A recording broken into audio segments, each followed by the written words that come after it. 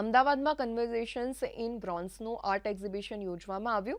આ કાર્યક્રમમાં પ્રતિષ્ઠિત આર્ટ ક્યુરેટર ઉમા નાયર અને બ્રોન્ઝ શિલ્પકલાના રાષ્ટ્રીય પુરસ્કાર વિજેતા શિલ્પકાર અરુણ પંડિત ઉપસ્થિત રહ્યા હતા, જેમણે કલા જગતની વિવિધતા અને ભારત સહિત વિશ્વની પરંપરાઓ વિશે માહિતી આપી હતી.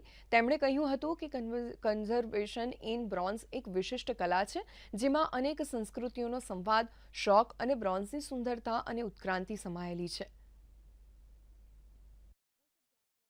देखिए, आर्टिस्ट के लिए कि पब्लिक से जुड़ने का मेन मकसद है हमारा, जो हम जो काम कर रहे हैं, एक हमारे पास गेस्ट आएँगे, उनके सामने अपने काम को मैंने एक्सप्रेस करेंगे तो लोगों को पता चले कि हम क्या कर रहे हैं।